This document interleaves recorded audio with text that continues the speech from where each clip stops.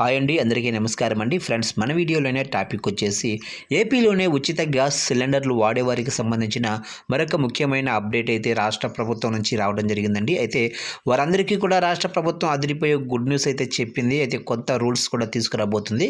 ఇక దానికి సంబంధించిన వివరాలు అయితే మన వీడియోలో తెలుసుకుందామండి. వీడియో మాత్రం పూర్తి వరకు చూడండి ఫ్రెండ్స్, అప్పుడే మనకి పూర్తి సమాచారం అయితే తెలుస్తుంది. ఇక లేట్ చేయకుండా టాపిక్లోకి వెళ్ళిపోదాము. ఇక దీపం పథకం ద్వారా రాష్ట్రంలోనే ప్రజలకు ఏడాదికి 3 గ్యాస్ సిలిండర్లను ఏపీ ప్రభుత్వం ఉచితంగా అందిస్తున్న విషయం తెలిసిందే. ఇక కూటమి సర్కారు అధికారంలోకి వచ్చిన వెంటనే ఈ పథకాన్ని ప్రారంభించింది. ముందుగా లబ్ధిదారులు గ్యాస్ సిలిండర్ను బుక్ చేసుకుని డబ్బులు చెల్లించాల్సి ఉంటుంది. ఆ తర్వాత ఏపీ ప్రభుత్వం అకౌంట్లో నగదును జమ చేస్తుంది. గ్యాస్ డెలివరీ తీసుకున్న 48 గంటల్లోనే ఈ సొమ్మును నేరుగా లబ్ధిదారుల అకౌంట్లో జమ చేస్తుంది.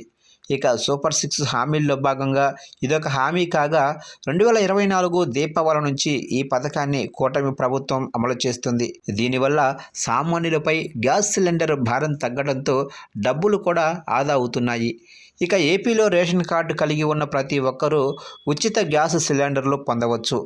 ఇక ఉచిత గ్యాస్ సిలిండర్ల డెలివరీకి సంబంధించి కొన్ని గ్యాస్ ఏజెన్సీలు అదనంగా లబ్ధిదారుల నుంచి డబ్బులు వసూలు చేస్తున్నాయి. ఇక ఉచిత గ్యాస్ సిలిండర్ల డెలివరీకి సంబంధించి కొన్ని గ్యాస్ ఏజెన్సీలు అదనంగా లబ్ధిదారుల నుంచి డబ్బులు వసూలు చేస్తున్నాయి. దీనిపై చంద్రబాబు కీలక ఆదేశాలు జారీ చేశారు. ఉచిత గ్యాస్ సిలిండర్ డెలివరీ చేసే సమయంలో ఎలాంటి డబ్బులు వసూలు చేయకూడదని ఆదేశాలు జారీ చేశారు. అలా వసూలు చేసే వారిపై కఠిన చర్యలు తీసుకుంటామని కూడా హెచ్చరించారు. ఈ మేరకు లబ్ధిదారుల నుంచి డబ్బులు వసూలు చేయకుండా చర్యలు తీసుకోవాలని అధికారులను ఆదేశించారు. ఇక దీపం పథకం సమర్థవంతంగా అమలు కావాలని, ఎలాంటి అక్రమాలు ఉండకూడదని వ్యాఖ్యానించారు. లబ్ధిదారుల చేతుల నుంచి ₹1 కూడా చెల్లించకుండా ఉచిత గ్యాస్ సిలిండర్ల పంపిణీ జరగాలని పేర్కొన్నారు. ఇక సమ్మర్ వస్తున్న క్రమంలో రాష్ట్రంలో అన్ని బస్టాండ్లలో ప్రయాణికుల సౌకర్యంపై చంద్రబాబు చర్చించారు. ఈ సందర్భంగా అన్ని బస్టాండ్లలో వేసవి కాలం దృష్ట్యా తాగునీటి సౌకర్యం కల్పించాలని సూచించారు.